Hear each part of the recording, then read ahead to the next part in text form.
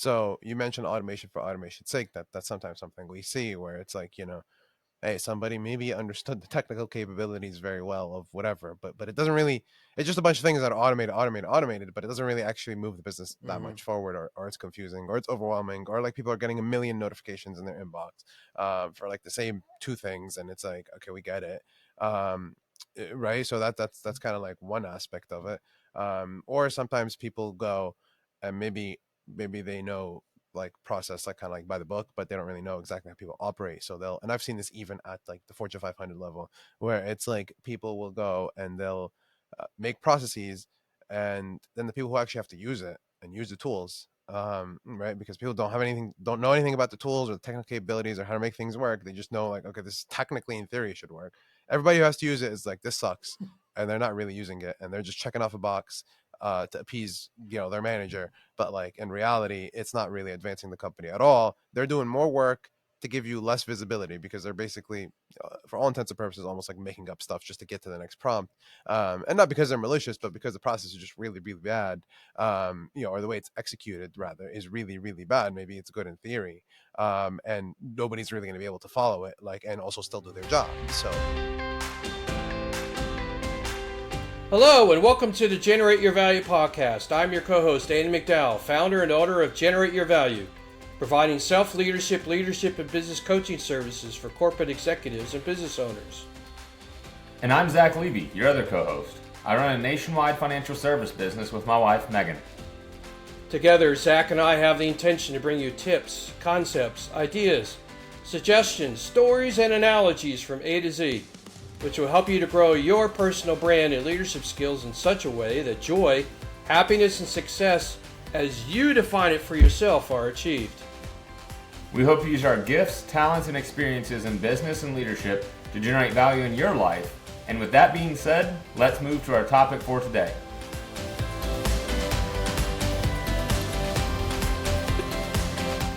Hello, and welcome to the Generate Your Value podcast. My name is Andy McDowell, your host today for the show. Can't wait to bring the guest in today to talk to you about what some people on the operational side of business call a four-letter word, and that is processes. You know, those things that you have to do on a repetitive basis to get the outcome that you're looking for, whether it be internal to the company or in the actual delivery to your customer or your marketplace. And it's the core ingredient for scaling your business.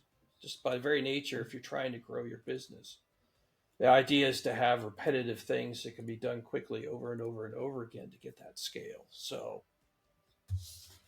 my guest today is Mr. Moustafa Moursy from the great state of New Jersey, where I spent quite a bit of time in my youth as I graduated high school from there. So, New Jersey gets a bad rap. It really does. It's a very diverse state. When you talk about the South Side versus the North Side and so forth, it's almost like California, a mini version of California in some ways, in that the North Side is very different than the South Side. But if all you do is spend time on the New Jersey Turnpike, driving through it on your way between Philly and New York City, you don't understand these things. So I like to think New Jersey's kind of misunderstood. Anyway, let me read Mustafa's bio and we'll bring him in and have a great conversation. So, Moustafa Moursy is a deeply experienced entrepreneur who empowers business owners to grow their businesses rapidly by rationalizing and mastering business processes specific to their circumstances.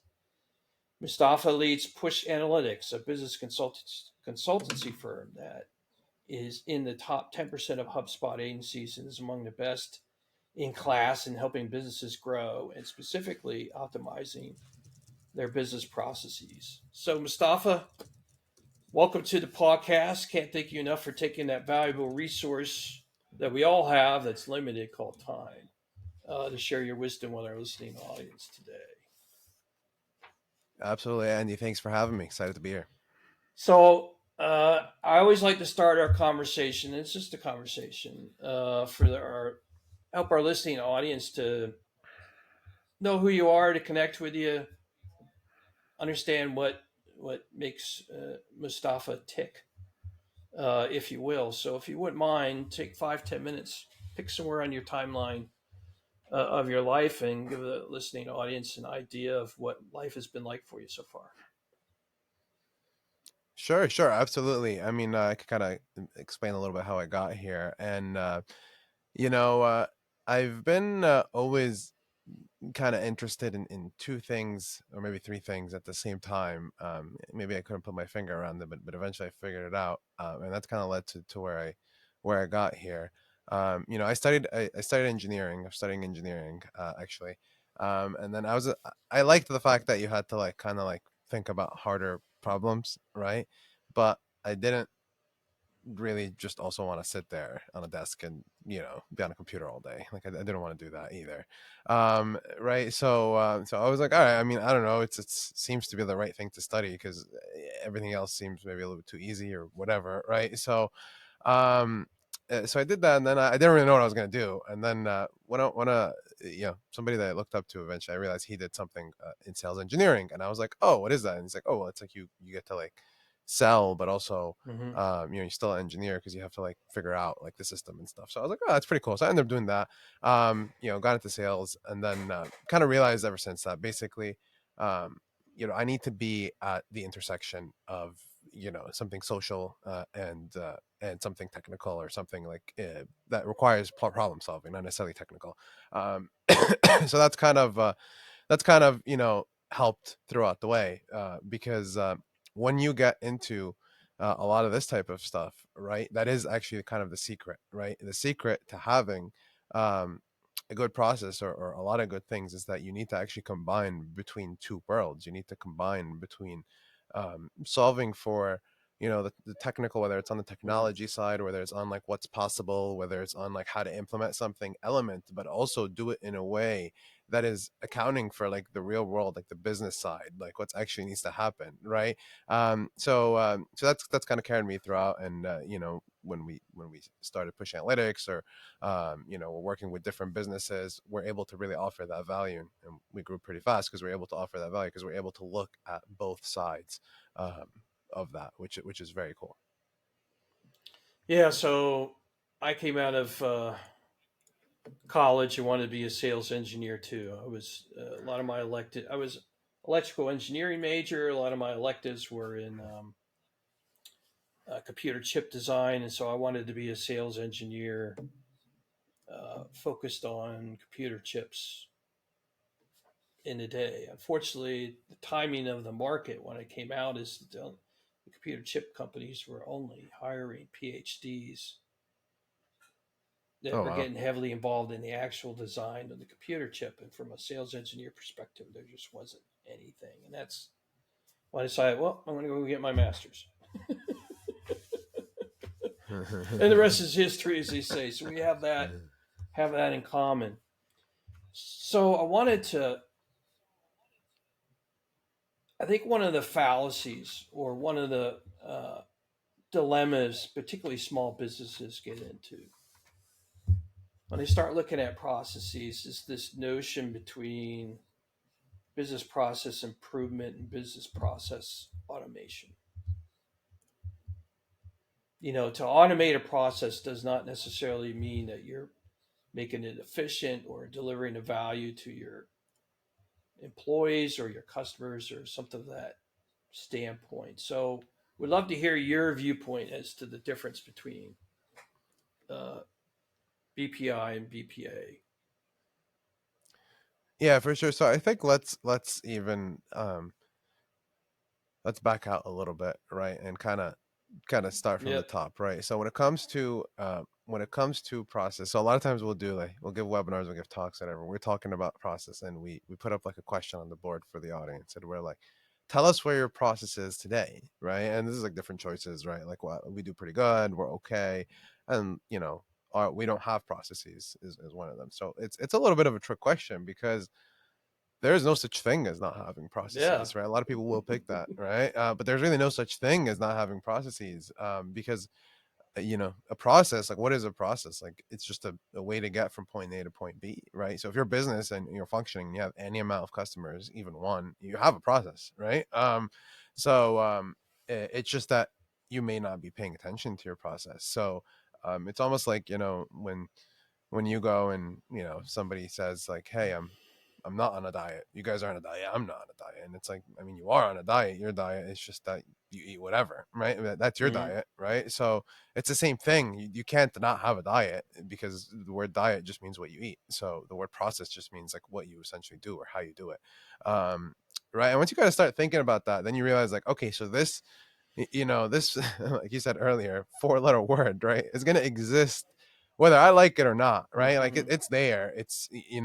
We're either acknowledging that it exists and deciding to focus on it, or we're just kind of like brushing it away and it's still going to impact our business one way or the other, just like the diet Yeah. does, right? I mean, your diet exists whether you like it or not. If you want to pay attention or not, it's going to affect you, though. Like, you're going to, whether it's not now, it's going to be later. It could be now, it could be subtle, it could be over. I mean, there's a lot of different ways it affects you.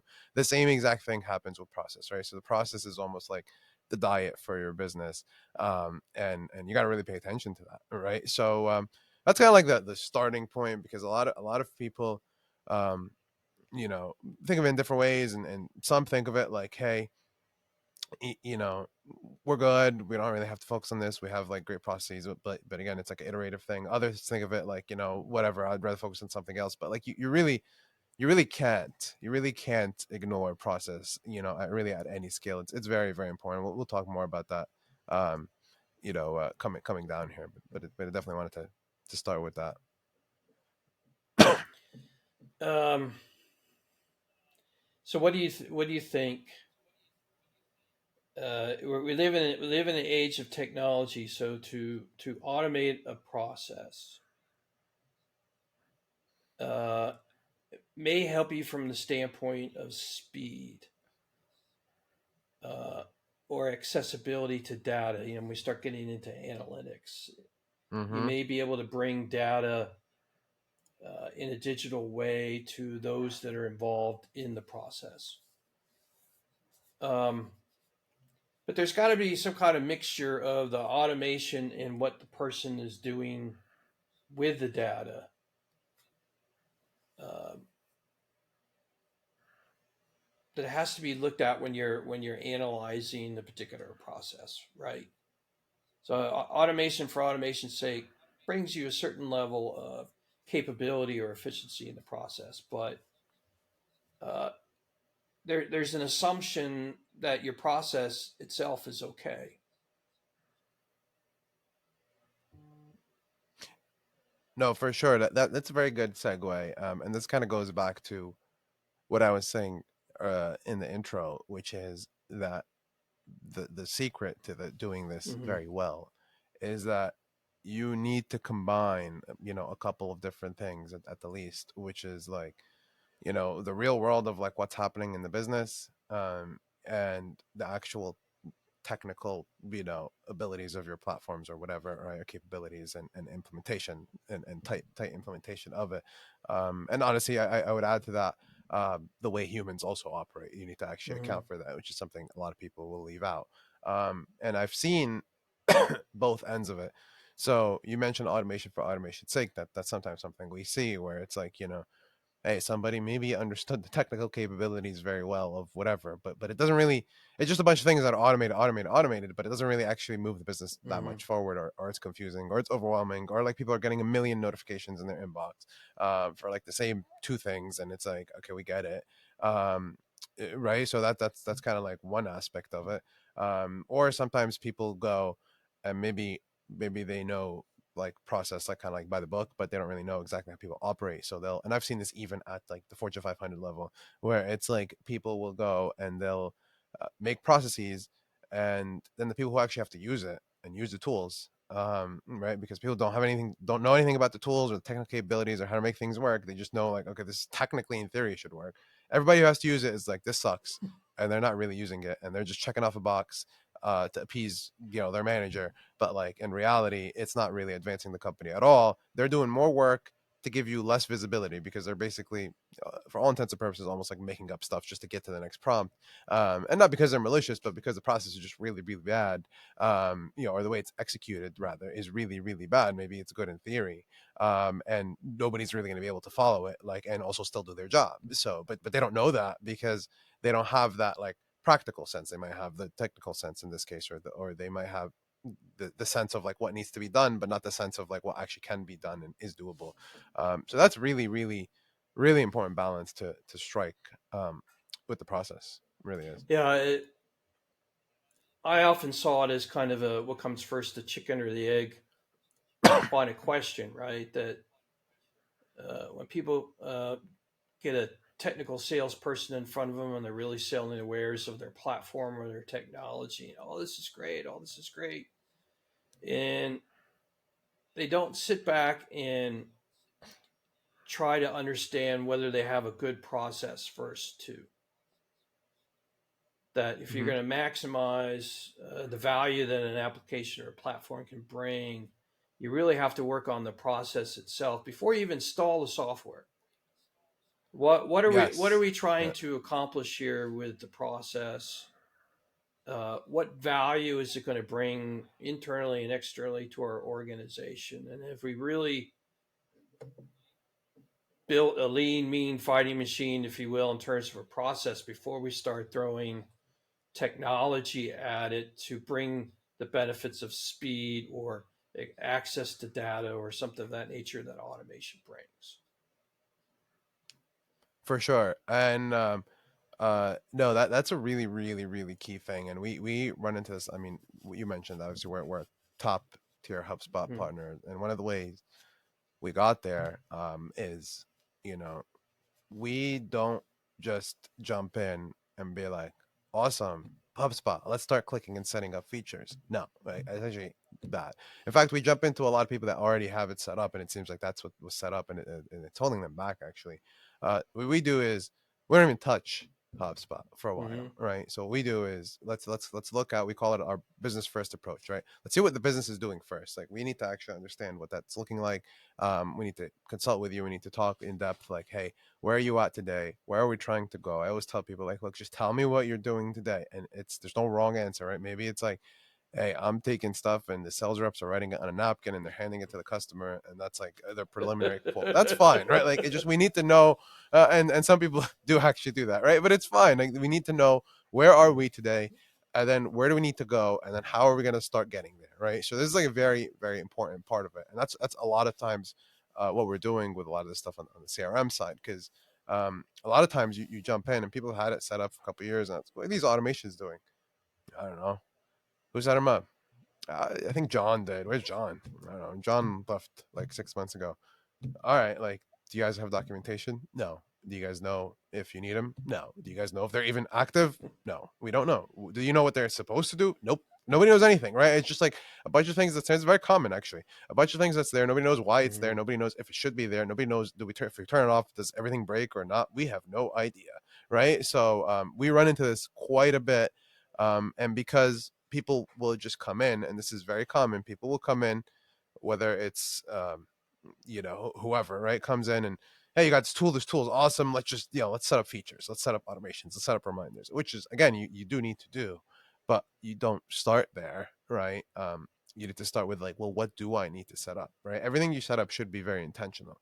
Like, what do I need to set up, and for what Mm-hmm. purpose am I setting it up? So that's why we take that approach where we're like, well, let's zoom out, right? Great, you have HubSpot, that's amazing, let's park that for a little bit. Let's zoom out. Okay, like, what do we need to do to improve our processes? What does our process even look like? Where are we going to improve it? Okay, we can add some reminders here, we can do this here, we can add a little bit of automation here, we can automate this and push this into this, and then we start mapping out what we're going to do, and we iterate over that until eventually, and then eventually it's like we're on a good page, and then we start implementing, right? And then what's good too is that they're able to come back and refer to it and be like, oh, okay, that's what we did, right? Like a year or two later, we're, whatever, they're just looking at it, they're like, all right, these guys set it up for us, oh, that's what we were trying to do, okay, I remember. And people will refer back often to that diagram to be able to see what was happening, and it's done in a way that's meant to drive a certain result for the business. So I'm a big fan of the word value, and when I get on other podcasts and get interviewed and so forth, I always make the statement that value can come in different shapes, sizes, colors, etc. And often a lot of value gets left on the table because we're not looking at all those different shape, size, colors that it comes in. So when we talk about a process, there's different sizes, shapes, and colors of value that we need to pay attention to. How often do you see that as a problem when you're in front of a company? They're not taking into consideration all the value that a process could deliver or touch, whether that be internally or externally to a company. No, absolutely, and I think a process um, is actually one of the biggest drivers. A good processes are one of the biggest drivers of value. And I love that about that's one of the things I love about process. I'm a Mm-hmm. value guy too, but um, people don't associate necessarily process with value. But I'll tell you in a second, it's actually the best value. Now, as far as kind of what you were saying, that's what the diet thing kind of that's how that came Mm-hmm. up, right? Because it's like some people are like, oh well, I need to really pay attention. We don't really have processes. Like, dude, you have processes. You have processes. You not paying attention to them is not gonna just suddenly make it that you don't have them. Like they are there, right? You are somehow servicing your customers. You are somehow selling to your customers, right? If you just say I don't have a process, you're basically just saying I'm not gonna look at how I'm selling to my customers. I mean, whatever. If I get a sale, I get it. If I service the customer, I service them. I'm not gonna look at how that happens or and have any control to ensure that that happens in any way. I'm just gonna let it happen, however it happens, right? I mean, and when I say it like that, it sounds like outrageous. You probably looking at me or people looking at me like, you know, who's going to say that? Like, but that's what you're saying by saying like, whatever. I don't really need to focus on my processes. I don't have them. Right? It's essentially what you're saying, right? You may just not be aware, but when you really think about it, that's basically what it is. But processes are like the absolute biggest driver of value. When you look at a business, and regardless of whatever industry you're in, but if you're in a B2B business and or even a B2C, but even more particularly even B2B, you'll know how much work it takes to get a customer into the door or to get a lead into the door. Right. Anything you do, uh, there's always like things a little bit outside of your control. So, for example, if you're running ads, I mean, like there's things, there's some things in control, but then the customers actually have to come to you, and like you have to the message has to resonate with them. They have to come in, whatever, right? Anything on the marketing front, anything you do, there's a lot of things kind of outside your controls. Process is the one thing where essentially the whole thing is inside your control. I mean, this is people that like have already come to you, right? Like you're doing more with what's already coming to you. You have leads coming into you, and you're like, all right, we need to have a good process to make sure nothing falls between the cracks. For example, that is like guaranteed value, as guaranteed as it gets in the business world, right? I mean, like they're already there, they're already coming, they already expressed interest. You're making sure that interaction is very tight so that people don't fall between the cracks. Because even if you're doing a really good job ad hoc without really having any sort of system. And okay, 100 people come in, and you know what? We serviced 95 of them, and we were able to talk to 95 of them. Well, okay, but the five you missed, one of them could have closed, right? Or two of them, and that could have been a pretty big sized deal, and you just lost a whole ton of money, right? Especially again in like a B2B context where each customer is like very valuable. So it's very, very, very critical to be able to look at that, and it is guaranteed value, and it's across the different sides of it, right? So on the sales side, guaranteed value to be able to extract higher conversion um, off of the leads that you have, or higher like engagement off of the leads that you have. On the marketing side, it's to be able to like to juice up like the attention of some of the people that you already have in your funnel, and maybe try to get them into the sales side.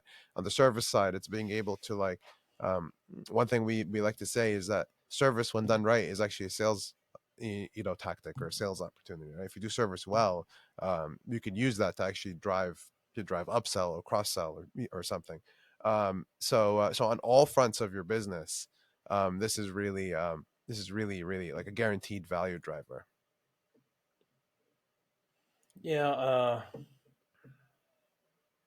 I think it's not always understood the importance of a process. So with my small business clients, the whole sales process is not really understood well, right? That you've got a sales funnel, and within the funnel itself, you've got different steps from when you get a lead to when that lead changes into a paying customer. And how are you doing that on a repetitive basis? Because that's going to drive your revenues. Mm-hmm. Now, it's another story where those revenues will cover all your expenses, but uh, you kind of want repeatability to increase your sales success, but you also want to make sure that you're getting the quality leads. You know, if you want to have an understanding of whether you have quality leads, it's going to help bump up your sales success rate. What in your process tells you that? How do you capture those statistics or that data to understand how you need to change your decisions about what advertisement or marketing you use, what social media you use to get those qualified leads that's going to help bump up your success rate. And all of that is a process. Mm-hmm. Have you found the same thing Yeah, and that people don't really understand? Well, sales is just sales. I'm just here to try and convince somebody to buy our product or service. To a certain extent, yes, but there's a lot more to that process than what you're stating. yeah, absolutely. I mean, I a lot of times people will come to us and with their CRM, with HubSpot, with whatever, and they're like, we want to fix our reporting. We just want better reporting. And I'm like, guys, look, reporting is one of the first things that you see is inadequate or broken, but the last thing that can be fixed. Okay, it's like you go to a doctor and you're like, dude, I have a fever and have had it for days. And like, but he's gonna ask you like a million other things to try to understand why you Mm-hmm. have a fever. He's gonna do tests. He's gonna do, do you have this? Do you have this? Do you have that? Is there something else? Do we need to refer you? Do you have some other underlying thing? And you're gonna have to fix that, and then the fever, Get to the root gets fixed. cause. The fever isn't the thing that we're trying to fix. It's just a Mm, signal, right? And the same thing with the reports, right? So people, my reports are broken. It's not. It's just you're not going to have these reports unless a lot of other things are happening, right? And that's one other reason why processes are very important.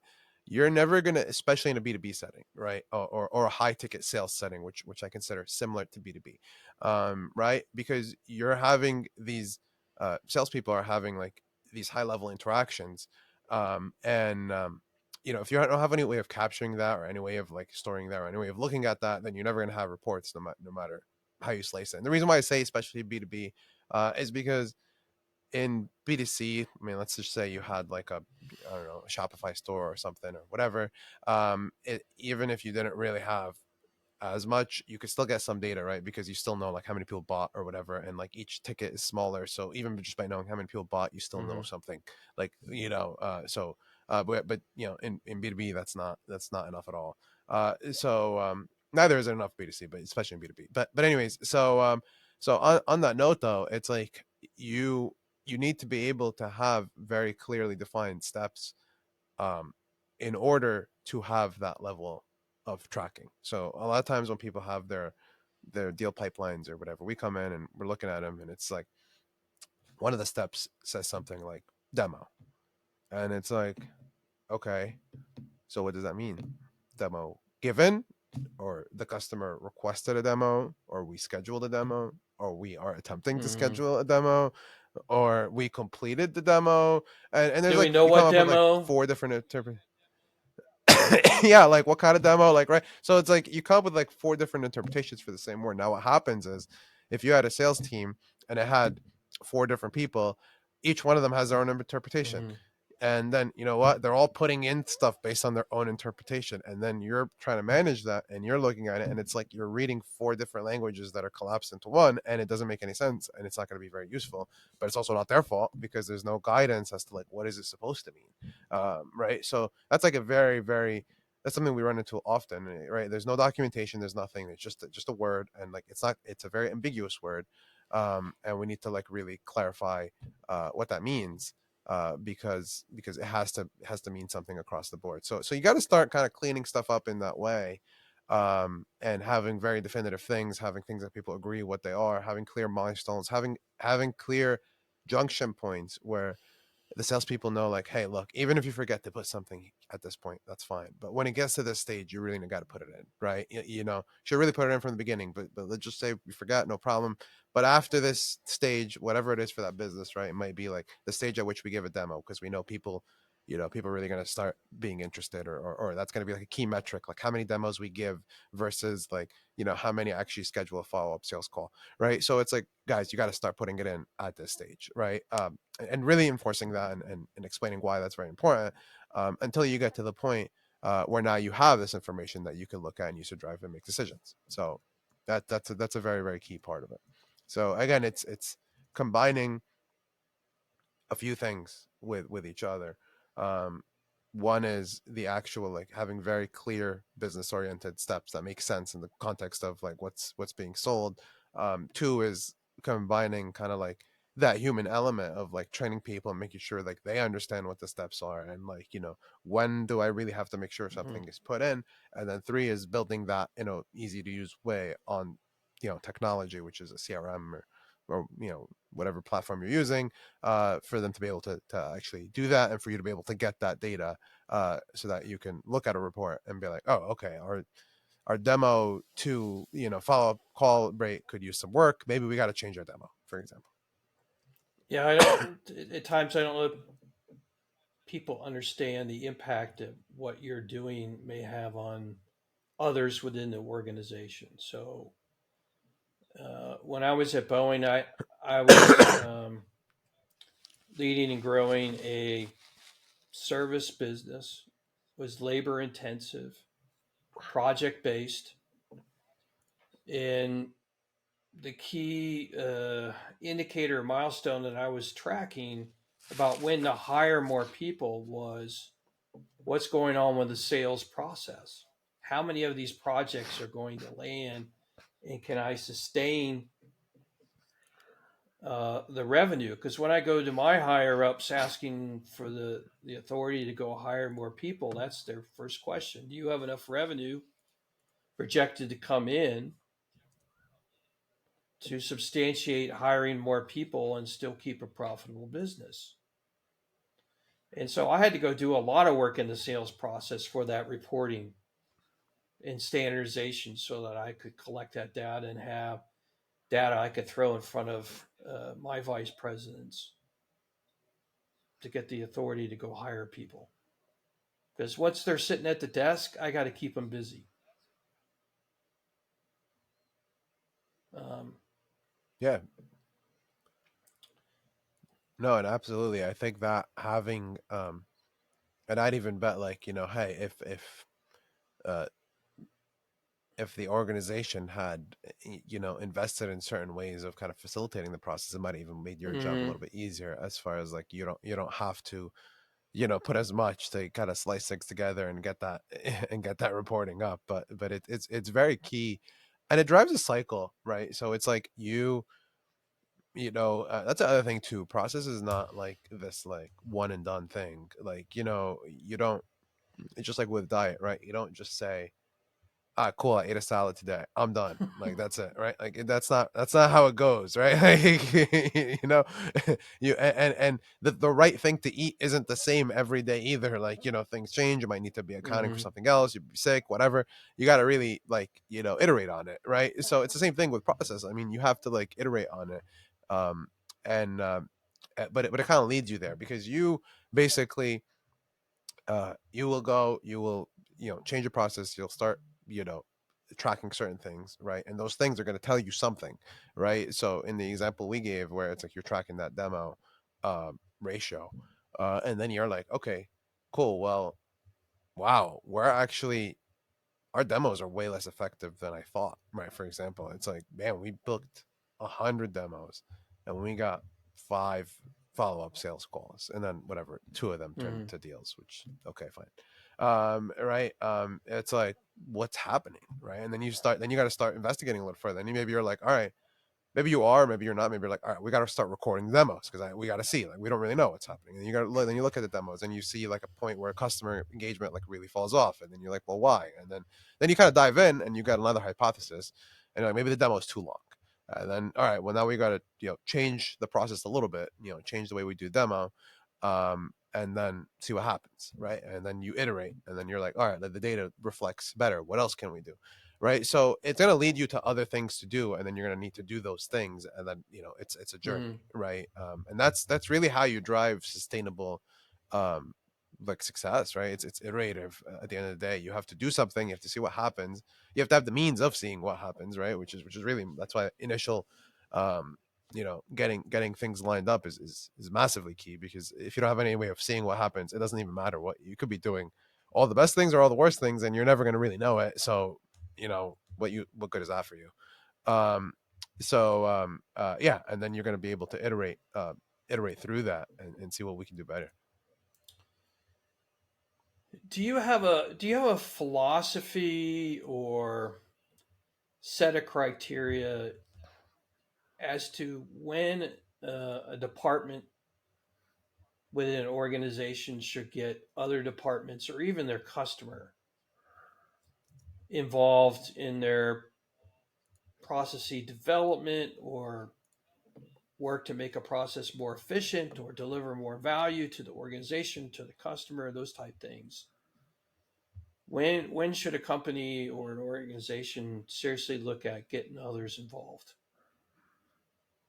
I think I think you know what I'm gonna say, but if well, getting others involved is one thing, but when should a company or organization seriously look at the process? I think all the Mm-hmm. time, right?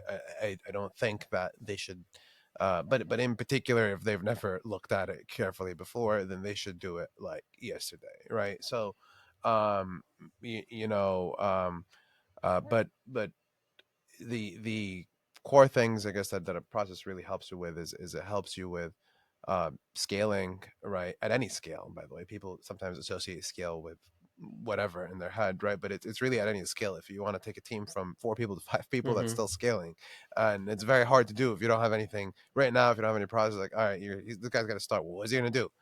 I don't know. Everybody kind of just does whatever they do, and it just kind of works. And we don't really have any system to plug them into. And then they kind of just sit there, or they wait for learning people, or they figure it out on their own, or they kind of make their own process. And it just, so scaling, being able to service your customers, and you want to be able to service customers better and faster with the resources you have, and that's a process thing. The being able to obviously sell to customers, and again, you want to be able to like get a higher rate on the people that you talk to, and of which you're able to sell to, and again, that's a process thing. um so really, there's no you know there's no time where you shouldn't be doing this. I think the better question is, have we done this right? Did we look at our processes? Did we really look at our processes? Did we improve our processes? Do we want to get more value out of our processes, Mm-hmm. right? These are questions you should be asking yourself. And I mean, again, the one thing to remember is it's literally as guaranteed of an investment or value as you're going to get, because any amount of improvement you do to a process is something that is fully in your court, which is very rare. There's often a combination, right? If you're doing ads, some stuff is in your court, some stuff is not in your court, right? If you're doing really anything, if you're doing an event, if you're going to a conference, right, you might have the best table, the best booth, the best everything, but like, people don't show up to the conference, right? Like, not as many show up as, I mean, I think everybody's been there, right? They've showed up to trade shows, and they invested all this money. It happens a lot at the corporate level. They invested all this money, and then it's just like the customers didn't really come. It's not a whole lot of people came, just a few, or almost none. And he's sitting there talking to vendors. For example, I think everybody's been there, right? So it's like you could do everything right there, but the ball is just not fully in your court. With processes, it is. It's everything's in your court. You're talking about customers that are already coming in your door. They're already interested in you, and you're like, how do we extract more value out of that? So it's, do you want to get more value? You should be asking yourself that Mm-hmm. question, and if you do, then you should definitely take a look at it. Yeah, I kind of equate it to what I tell my clients about business plans. You know, a lot of people that are starting up a company think I got to write this 50 to 100-page document. It's got to have all the details, and I'm going to go execute it. And it's kind of an all or nothing thing, right? Mm-hmm. I either got it right or I didn't, as opposed to no, we're going to make it a 10-page document. We're going to build a lot of flexibility into this, and we're going to collect data, ask questions to collect data, to validate or invalidate the assumptions that we made when we built this plan. And to me, it's the same thing with processes, right? Here's a process. We build it. We know it's not perfect, but we're going to be flexible with it. We're going to collect data on it, and we're going to improve it, just like we would improve the business plan or the business strategy as we get more information.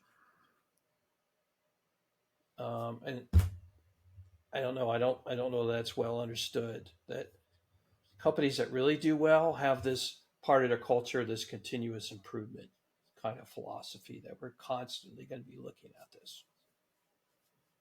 Mm-hmm. So what No, what absolutely. areas of a company do you do the most work in? Where do you see the biggest bang for the buck, if you will, from an ROI perspective with the work that you do? Where are the most common Um, problems or the areas where this is really an issue for companies? I'll answer a little bit of a so there's value in all the Mm, sides of the business, but I'll kind of lay out where that is. But I'll answer also a little bit different. One of the first things that if you're gonna just check one thing, this is one of the first things that you need to check because we do run into this a lot, which is any ingress point into your business. But I mean like digitally or even physically, but most likely mm, digitally, right? Any form, any phone number, any email, make sure that goes somewhere that people actually check, right? This is really important, because a lot of times, and this is always where we start, because a lot of times people have like a bunch of forms and it's just like one form is like, all right, there's a contact us form on this page, guys. Oh, okay. Well, who checks it? Goes to like some inbox that we set up when we set up the website. Like, okay, but like, what if people are trying to reach you there? Like, they're actually coming in. It's almost like a customer is like walking in the door to like a mm. store, right? Department store or something, and he's doors open. He's looking around. He's like nobody at the cashier. There's nobody anywhere, and he's like, "What do Mm. I do?" And then he just leaves. And I say, "You're lost him." Like, but who's gonna probably buy something, right? So that's like massive, right? And it sounds like, again, people are gonna hear this, gonna laugh, gonna be like, yeah, who does that? A lot of people do that, a lot, right? And it might not be where you notice it is too. So it might be that yeah, you expect that everybody's gonna come in through, let's say, the main form on the landing page, but then there is another form somewhere if they click through to the website and they say like contact us or become a vendor or whatever little form that you might have, become a partner, become whatever. People have like these little forms, and we just don't monitor those, right? So that's really really key.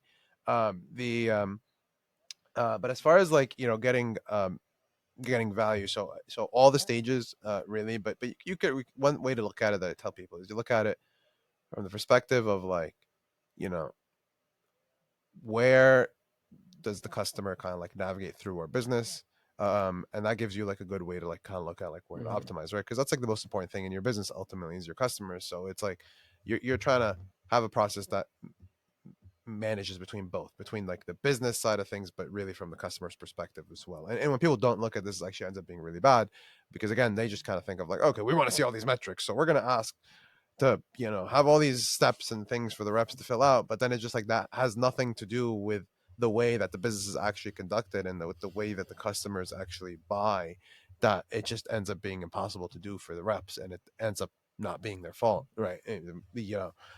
So that's something that we've seen. So you want to be able to combine between both sides of it. So that's a very uh, big part of it.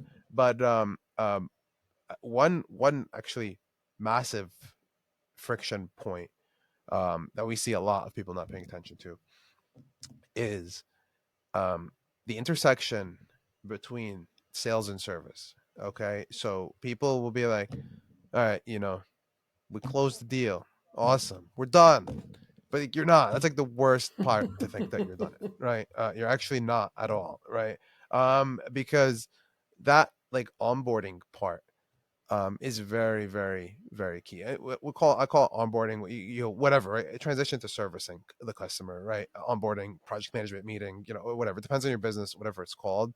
But whatever the equivalent of whatever happens right after the deal is Right. closed, right? That portion is a very, very big friction point, because often it's going from whoever is selling in your business to whoever is executing, and that point, things get lost in translation. Things then don't get carried forward. Sales guy kind of just sells it and Didn't collect moves all on, the information and needed. they didn't collect all the, yeah. And this again, this is an issue at all levels of Yep. organization. Even at the Fortune 500 level, this comes a lot, right? It's just like, that they'll have to like even not just have processes but enforce certain things. Like, you have to sit down and meet with the person to be able to have a discussion before you can fully close Mm-hmm. out an order, for example, which is good, I think. So that's very key. So we do a combination of things there. I mean, on the organizational side, but also on the technology side, right? Like, where you're combining between, like, almost like the deal pipeline and then the ticket side of things, or like, whatever onboarding team is using, and have some sort of combination of like flow of information between one department to the other without overwhelming, you know the other department, right? Because service doesn't need to know every single thing like sales talked about, but they do need to know certain key things. And one example that comes up, uh, and a lot of people probably have heard of this. So let's say you're like a software company, and it's just like, okay, they finish, and then it's like onboarding, and they're talking to the onboarding rep, and then the onboarding rep is like, hey, uh, Bob from sales said, like, you know what, I'm gonna get like, you know 2 free months. And then the onboarding rep is like, I don't know, I don't see any note of that. And you know okay, and then he has to go, because there's no system and it's not written Mm-hmm. anywhere. He has to go hunt down Bob's like in the middle of something else. It's like, a startup, or a little bit, beyond the startup. And Bob's like, I don't know, man. And he's like looking through his papers and like flipping them and throwing them. And he's like, and then like half a day later, he was like, dude, I told them 10% off and it's already on the deal. Like, come on.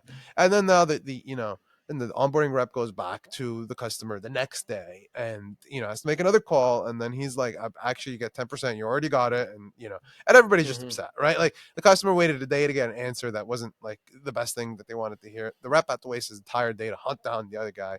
And then the salesperson had to jump back into an order that he's already forgotten about, and he's kind of moved on doing a million things. And like, you can imagine how many man hours you face. And if you ever worked at a startup, this happens Yep. a lot. Like, this happens very frequently. And even not just a startup, right? Startup and up, but this happens very frequently. um so you multiply this, whatever, call it 5 man hours. It's more than that, but call it 5 man hours. Multiply this by however many times it happens, and you've got guaranteed value. If you just had a system where, like, they had to put in certain information before they close things out, and that information got transferred over to the service guy, then he could be on the phone, and customers like having the conversation, and they're asking the question. He's like, no, I see, don't worry, you're good, you got a 10% discount, it's already applied, don't worry. And then that's it. Everybody feels better, right? And John doesn't even, the sales guy doesn't even know about it. So multiply, 5 man hours or 10 or whatever, by however many times this happens in a week. 2 times, 3 times, 4 times. I mean, that's a lot of guaranteed Yep. value, right? When we're talking about that, because it's just time that does not need to be spent. So, Mustafa, our time is coming to a close. I can't thank you enough for coming in, sharing your wisdom with our listening audience. If somebody wanted to reach out and understand your services better, or has a question about process development or so forth, what's the best way they can reach out to you?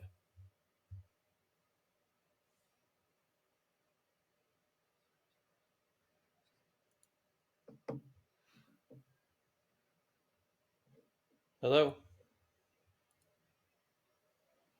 Yeah. So I think the recording cut for a little bit here, but yeah, I did hear that if somebody Mm-hmm. wanted to reach out, so absolutely, we if you want to reach out, and you're listening to this podcast, reach out to us at hello@pushanalytics.com, and just put in the title, generate your value, so that way the team knows to route it.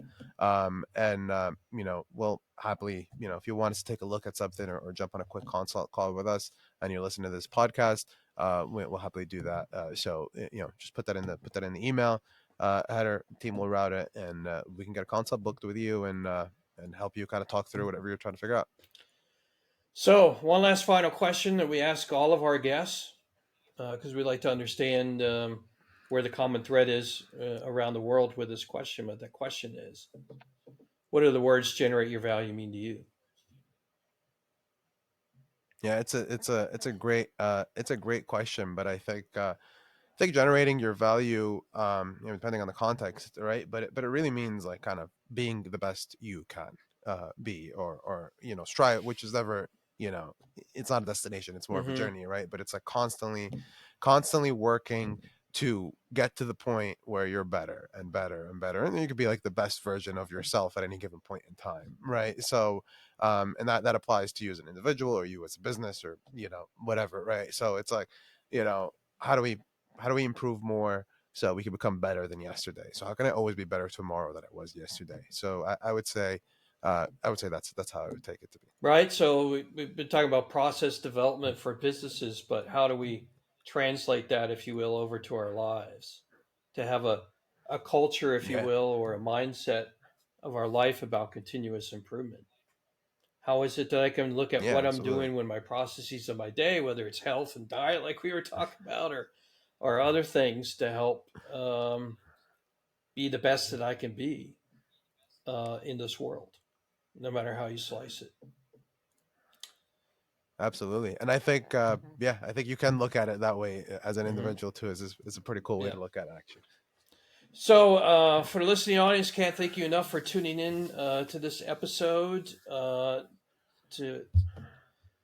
have us be able to deliver the content and the value of Mustafa and his experience and expertise and processes, so that hopefully, Mustafa, we call them golden nuggets on this podcast. We had some golden nuggets that were in our conversation today that people can use and integrate in their life or integrate in their business, such that they feel like they're taking a step forward.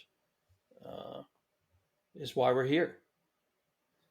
So, with that being said, we're here every Tuesday with a release with a guest just as great as Mustafa is, and we hope that you have a great day, a great week, and we'll see you next time here on the Generate Your Value podcast. Take care.